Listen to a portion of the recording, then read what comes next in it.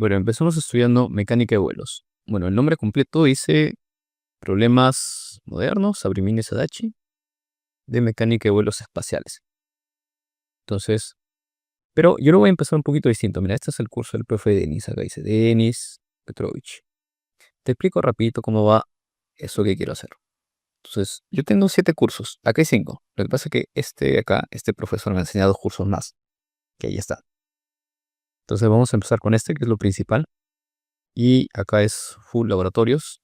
Luego podemos ver tema de control y esos que son, digamos, un poco complementarios. No es directamente el tema del espacio. Se relaciona, pero no es directamente. Entonces lo principal va acá. Bien, vamos a hacerlo de forma un poquito distinta, ¿no? Normalmente, cuando tú llevas este tipo de cursos, se empieza por el hecho de deducir las ecuaciones que te llevan a demostrar que la trayectoria es una elipse. Por ejemplo, acá. Que esa es la forma, la ecuación de una elipse. Entonces, vamos a empezar y vamos a hacer el día de hoy algo un poquito más sencillo, que son eso de acá, los elementos orbitales. Y quiero empezar por eso porque vamos a empezar a tener algunas ideas, algunas cosas y entender a detalle cada cosa. Luego podemos ir a algo que es un poquito más difícil. Ahora la presentación lo voy a dejar seguramente en algún enlace y si tengo algún material lo voy a poner. Entonces, ¿cómo son estos? A ver, vamos a empezar a familiarizarnos. Voy a empezar por eso, me gusta más esta forma. Tú tienes un aparato cósmico que acá le dicen Kosmitsky aparato cósmico, que puede ser una nave espacial, un Sputnik, o sea, un satélite, o puede ser algo que orbita la Tierra. Bueno, en este caso la Tierra, ¿no? Pero puede ser cualquier estrella. La Luna también, por ejemplo. Entonces, esto de acá sigue algunas leyes de comportamiento, que solo vamos a ver luego. Pero ahora lo que vamos a hacer básicamente es la parte, digamos, de ubicarlo. ¿Cómo haces para ubicar este punto en el espacio? Entonces necesitamos coordenadas, que es lo normal. Entonces vamos a definir un sistema de coordenadas fijo que va a ser respecto al centro de la estrella. Entonces vamos a hablar en el caso de la Tierra, en este caso. Acá dice simple, la Tierra. Entonces, ¿dónde definiríamos el punto 0,0,0? Entonces, obviamente, creo que es más práctico definirlo acá, ¿no? En el centro de la Tierra. Y la siguiente pregunta es, ¿y los ejes a dónde los mandamos? Entonces, también parece un poquito práctico hacer que el eje Z esté hacia arriba, hacia el polo. Ahora, acá también hay algo que tener cuidado, porque recuerda que la Tierra está un poquito rapada. Entonces, ya, pero ese es otro tema, eso lo vemos luego. En este caso vamos a asumir que la Tierra pues es una esfera prácticamente, y eso está apuntando hacia el norte. Lo siguiente es el eje X, el eje Y. ¿Cómo hacemos? Ya, vamos a empezar por el eje X. El eje X absoluto se define de la siguiente manera. Entonces, ¿qué cosa podemos considerar que no se mueve? O sea, que está prácticamente fijo. Porque si yo lo defino como hacemos, por ejemplo, con los meridianos, pasa que eso se va a mover. Entonces necesitamos un sistema absoluto, que no se mueva. Entonces para eso miramos a las estrellas, porque las estrellas están tan lejanas que prácticamente es como que no se mueven.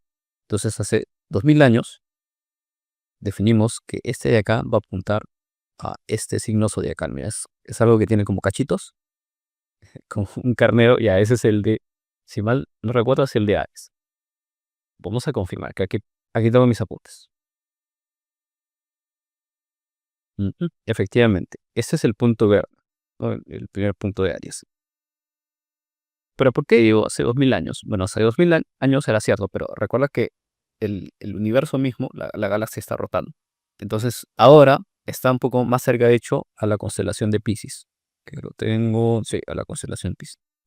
Ya, pero sea como fuere, de esa manera nosotros definimos el eje X. Hacia dónde apunta el eje X, ¿no? Hacia las estrellas, que prácticamente está fijo. Y el eje Y, que sería lo que falta para completar el triedro. De esa manera definimos los ejes.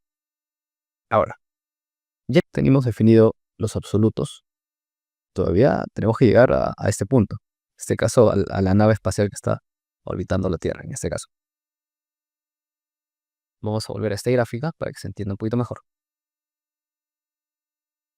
Normalmente, este punto, vamos a llamarle el satélite, ¿ya?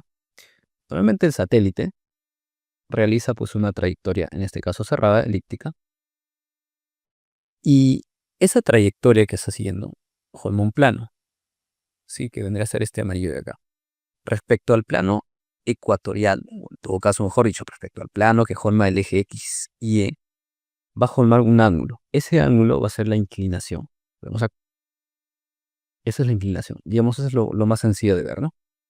El plano de la trayectoria con el plano, en este caso el ecuador, va a coincidir del X y Y. Hay una elevación. Esa es la inclinación. Segundo, respecto al eje X que ya definimos, esa trayectoria, ese plano de trayectoria respecto al ecuador se van a cortar. Mira, acá se nota mejor. Este plano con el plano del ecuador se van a cortar. Y esos puntos donde se cortan se llaman nodos. Entonces, si asumimos de forma general que el satélite está realizando esta trayectoria, en este punto donde pasa de la parte que está abajo a la parte que está arriba, llamamos arriba respecto a nuestro eje Z que hemos definido, esto de acá vendría a ser el nodo ascendente, lo que sube, y este vendría a ser el nodo descendente.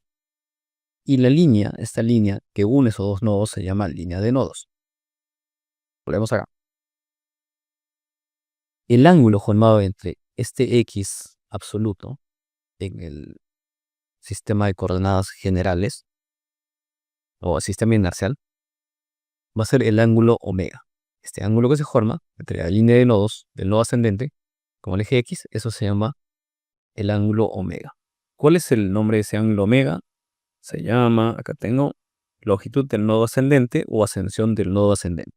Así se le llama. Entonces, mira, el nombre hasta se me olvida. Pero el símbolo siempre se va a usar, que es el omega mayúscula.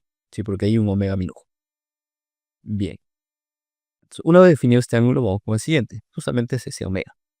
¿Cómo se llama ese omega? Ese omega minúscula se llama ángulo del periastro o del periapsis. ¿Pero por qué se llama así? Lo que pasa es que normalmente las trayectorias, de forma general, trayectorias cerradas, van a ser una elipse. Ya, luego vamos a mostrar por qué es una elipse. O al menos lo vamos a mencionar, ¿no? Entonces, el periastro, o perigeo, o perihelio, al final todo eso hace referencia a este pi. Tengo una anécdota con este pi. En un laboratorio me confundí. Yo pensé que el pi que me daban era 180, ya, pero luego lo cuento. Ya. La cosa es que este periastro, que llamamos periastro de forma general, ¿no? En el caso de la Tierra es perigeo y en el caso del Sol, perihelio. Pero en forma general es el periastro. Entonces es el que está más cerca. Recuerda que este es el foco, ¿no? Entonces, donde está más cerca, ese es el periastro.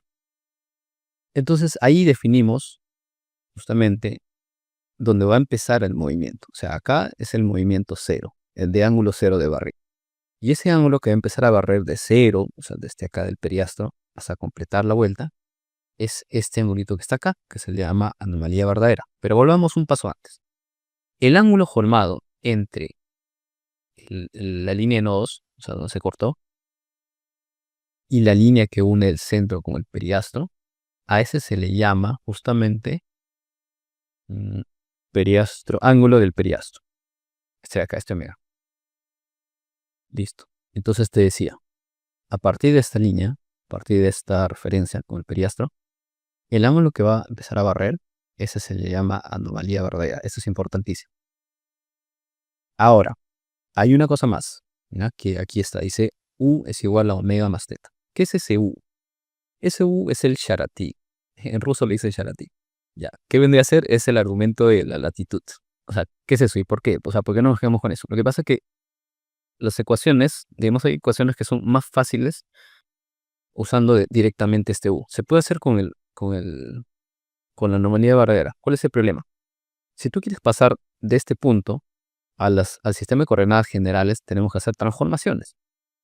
Entonces, si yo hago una transformación con la anomalía verdadera, voy a pasar acá. Y luego tendría que hacer una transformación con este omega, ¿sí? Y luego tendría que hacer una transformación con este i.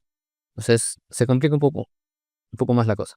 Entonces, es más fácil si yo directamente agarro todo este ángulo, ¿no? El omega más la anomalía verdadera. Entonces, se le llamamos u. Incluso para las simulaciones podemos hacer que el u se mueva de 0 a 360. Porque de todas maneras, mira, en vez de empezar la anomalía verdadera en 0 acá, y poder hacer como que esto, empieza en 0. O sea, gráficamente para ver puede ser más fácil. Entonces, por eso también introducimos este elemento, que es el U, que es el argumento de la latitud. Entonces, aquí está justamente lo que te decía, las ecuaciones. Para hacer esa transformación y para pasarlo de un sistema coordenado a otro, es más fácil trabajar directamente con este U. Bueno, y esas son las ecuaciones, ¿no? De la posición y de la velocidad. Entonces, ¿cómo es esto? El R, que acá no hemos hablado del R, que es lo primero que debimos haber hablado. El R es la distancia del centro al punto donde está ese kosmический aparato, ese satélite.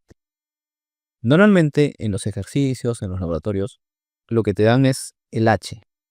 ¿El H qué es? Es la altura a la que se encuentra, porque es lo que normalmente hablamos, ¿no? Por ejemplo, la estación internacional está ¿a cuánto? Creo que unos 300 kilómetros por ahí. Respecto a la superficie de la Tierra, de altura. Pero su radio vector, vendría a ser esa altura a la que está, le sumamos el radio de la Tierra. A ver, el radio de la Tierra también cambia, porque depende en qué parte está. Pero podemos tomar un radio promedio, un radio ecuatorial, lo que más nos convenga. Un radio promedio es más práctico. Eso también depende de la inclinación que está acá, porque si la trayectoria es más polar, pues conviene tomar el radio del polo, que es un poquito más pequeño que el radio del Ecuador. Un poquito más pequeño digo porque en comparación, porque en sí la diferencia sigue bastante. ¿Qué más? Ok. Entonces, ¿qué son estas ecuaciones que están acá? ¿Qué es el x, y, z? ¿Qué es el bx, y, z? Bueno, son las posiciones y velocidades absolutas, o sea, en el sistema absoluto. ¿Por qué? Porque si tú conoces justamente esos parámetros orbitales, cuánto es cada uno, tú puedes saber la posición en este instante. ¿Cierto? Podemos saber la posición. Por ejemplo, si la anomalía verdadera es 0 y este es 0, sabes que este de acá está justo acá, está en el plano XY. O sea, en el Z no tendría componentes. Entonces lo puedes ver acá. Entonces, si tú reemplazas este 0, si no es 0 es 0, te sale Z, por ejemplo, 0. O sea, que la posición la definimos. ¿Y la velocidad? ¿Cómo se hace con la velocidad? Bueno, la velocidad, si tú ves acá, dice BR y BN, que es este BR y BN. Creo que eso lo dejamos para el siguiente. En este video lo único que quería definir y que se entienda son los elementos orbitales, porque esto es importantísimo. Y la primera vez que yo busqué información, no te lo explican bien, o no busqué bien. Ya, sea como sea, dejamos el video acá. Anótate, comparte.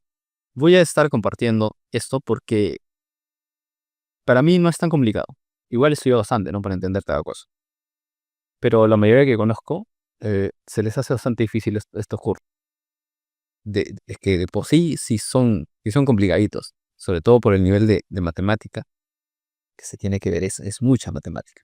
Yo voy a tratar de explicártelo lo más sencillo posible, ya, pero vamos viendo cómo se va sumando la gente, a ver si esto tiene ya, si le sirve a la gente.